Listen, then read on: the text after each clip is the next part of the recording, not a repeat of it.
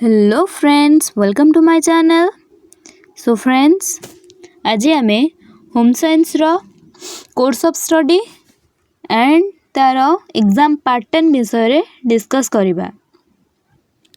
सो तुम मानक plus two second year home science रे 100 मार्क रो एग्जाम दबा पई पड़िबो, जो थरे कि तुम मानकर 70 मार्क रो थ्योरी और 30 मार्क रो तुम मानकर रहउची प्रैक्टिकल। तो देखिबा आमे तुम मानकर कोर्स ऑफ स्टडी कौन अच्छी।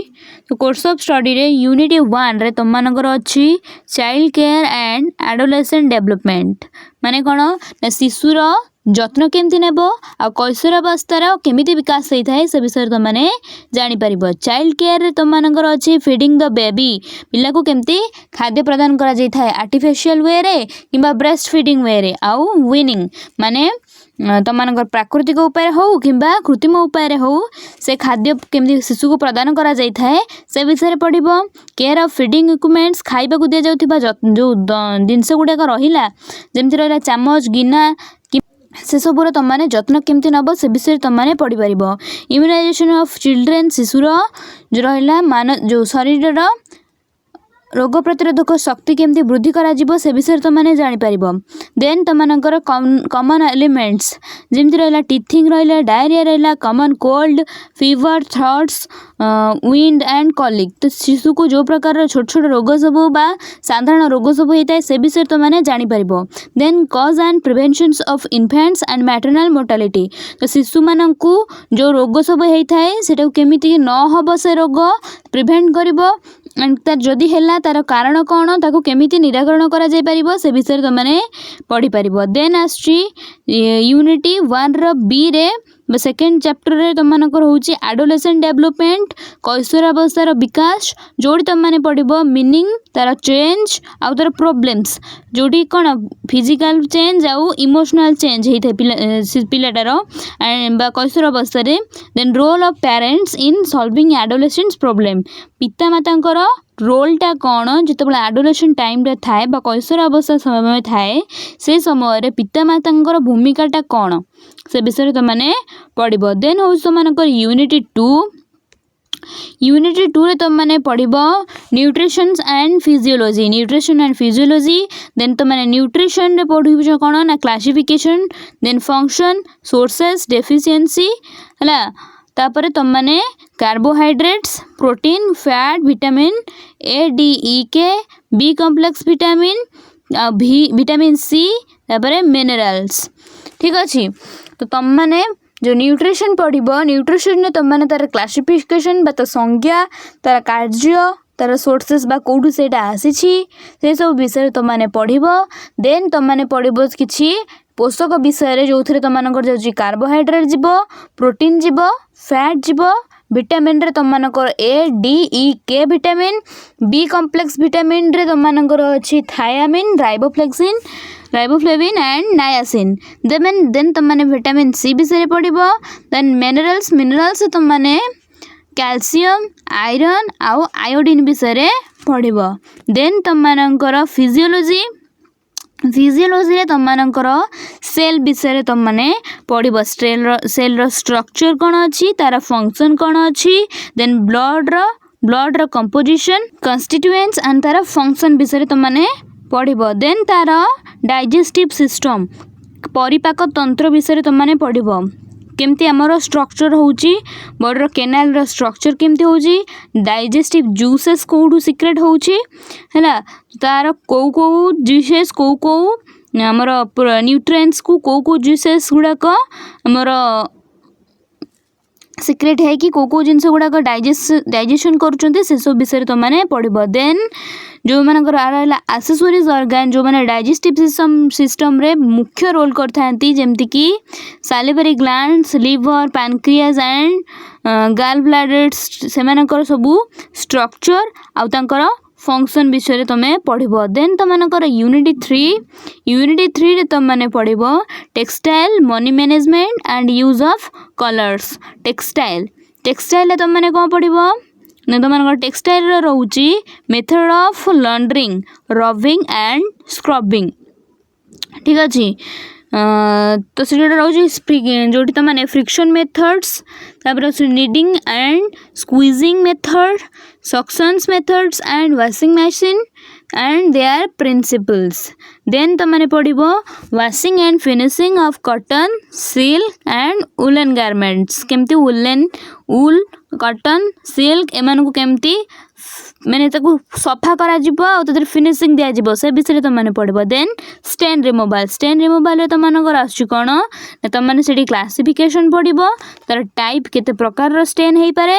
देन ताको केमिति रिमूव करिवो तार मेथड आ को स्टेन रो न तमने सेडी tea, grass, grease, curry, blood, ballpen ink, lipstick, nail polish ए सब स्टेन को केमती रिमूवल करिवो तार मेथड सब तमने पढ़िबो.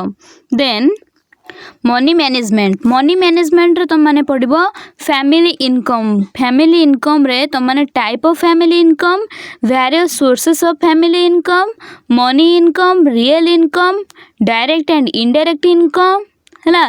तो तमने एई सब पथा मनी मैनेजमेंट रे पढ़िबो तार मीनिंग तार इम्पोर्टेंस सेविंग ए सब विषय तमने पढ़िबो. Then use of colours at home घरे केमती आमे रंगर यूज करबा से विषय तमने पढ़िबो जो थरे तमने colour wheel, principle of design of colour combinations ठीक अछि. देन तमनकर आसला हमर इस यूज ऑफ कलर्स केमती घर सब डिफरेंट टाइप रो कलर्स माने यूज कर परिबो से विषय तो माने पढ़िबो. देन तम मानकर जो प्रैक्टिकल एग्जाम हबो प्रैक्टिकल एग्जाम रो तम मानकर कोन अछि सिलेबस. प्रैक्टिकल ले तम मानको 30 मार्क्स रो एग्जाम देबा पई पड़िबो. तम मानको पई यूनिटी 1 रे अछि नीडल वर्क रे तम माने make a sample of basic stitch तम माने तैयारी करिबो जोथे कि तमनकर running, hemming, back stitch, stem stitch, buttonhole stitch, stem stitch, chain stitch and satin stitch ए सब तमनकु नीडल वर्क रे करबाक पड़िबो. Then study of different parts of swinging machine जोड़ा रहिला हमर कोन जो मशीन रहिला से मशीन रो विभिन्न पार्ट विषय तमने पढ़िबो. देन होची make a sample of seam, pleat and patch तीनटा प्रकार रो सैंपल सब तमने तैयारी करिबो. Then make a sample of hooks and button ठीक अछि.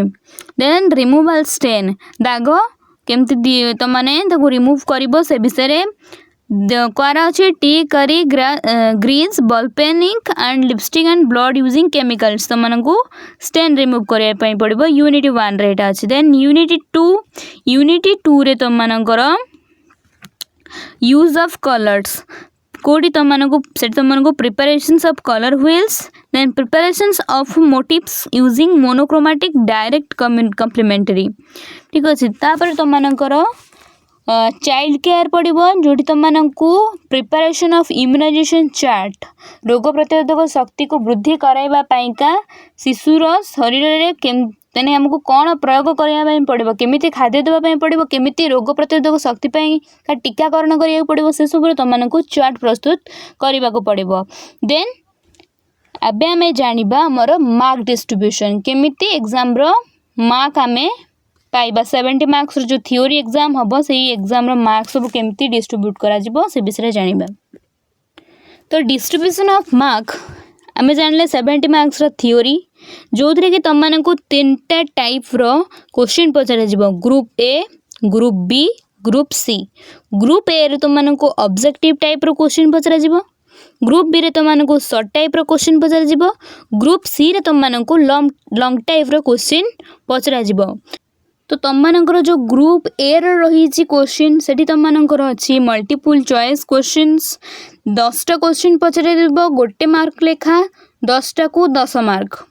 देन तमरा answer in 1 word, correct the sentence, fill in the blanks, true or false सेठी भी तमनकु 10टा क्वेश्चन करिबार थिबो एंड गोटे लेखा क्वेश्चन मार्क हेले 10 के 10 मार्क. तो तमनकर ग्रुप ए रे टोटली मार्क रहिला 10 10 20 तुमनकर 20 रहिला ग्रुप ए रो ऑब्जेक्टिव टाइप रो. देन तुमनकर ग्रुप बी रे तुमनकर दैथिबो शॉर्ट टाइप रे answer within 2 or 3 sentence दीटा किबा 3टा सेंटेंस रे आंसर दबो जोठी तुमनकु 10टा क्वेश्चन करिबार थिबो जोठी की मार्क होची 2 मार्क रो 10टा क्वेश्चन करिवार थिबो तो फुल मार्क हला हमर 20 मार्क्स। देन हमर हला कोन आंसर विथ 5 एंड 6 सेंटेंस 5 किबा 6 वाक्य रे आंसर दबो तो सेठी तम मानकर रहुछि 3 मार्क्स रो 3टा क्वेश्चन रा आंसर तम मानको दबा पई पड़िबो तो 3 तम मानकर होछि 9 मार्क रो।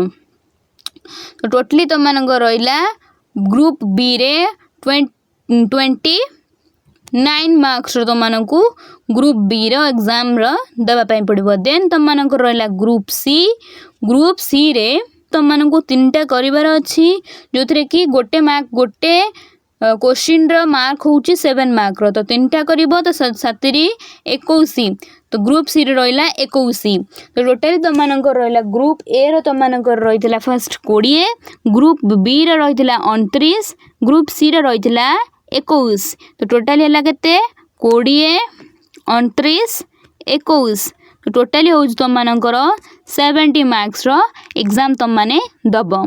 ठीक अछि तो चला आमे देखिबा बे ओडिया रे सिलेबस कोन अछि।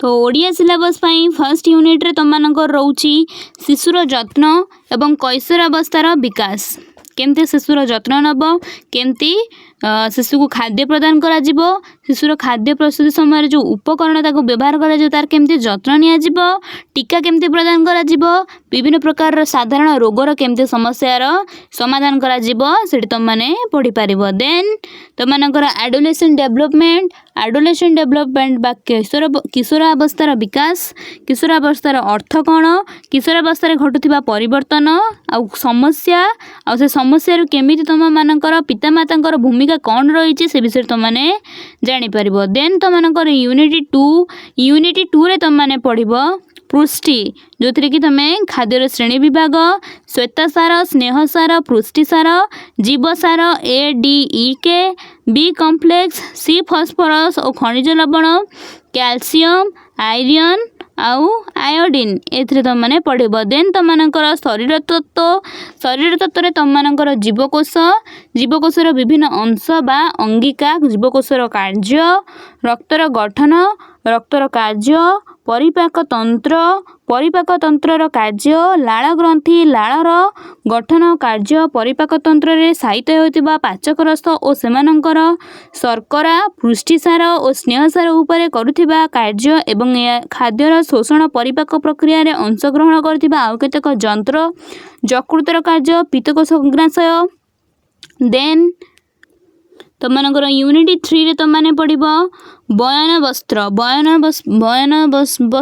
बयन तंत्रु अर्थ परिचालना और रंगर व्यवहार। तो वस्त्र बयन रे तुम माने वस्त्र धौतिर विभिन्न प्रकार नियम घर्षण द्वारा दली चपिबा द्वारा शोषण द्वारा ये सब प्रणाली द्वारा केमिति वस्त्र धौती करा जाए ता सहित धौती परे परिसमाप्ति प्रणाली कार्पास पशम रेशम ये सब केमिति व्यवहार करा जिवो बा केमिति धुआ जिवो तापरे दाग केमिति छड़ा जिवो से सब विषय तुम माने पढ़िबा वस्त्र बयन रे। देन तुम मानकर अर्थ परिचालना जो थी कि पारिवारिक आयर विभिन्न प्रकार उत्स अनुपूरक आय परिपूरक आय तार आवश्यकता तापरे संचयर अर्थ गुरुत्व संचयर विविध प्रणाली ये सब विषय तुम माने पढ़ी पारिबो। देन तुम मानकर ग्रुप सी रे तुम माने गृह रे व्यवहार करुथिबा रंग बा वर्ण विषय रे पढ़िबो use of colour at home रंग चक्र रंगर सम्मिलनी रंगर मूल नीति से सब विषय तुम माने पढ़ी पारिबो।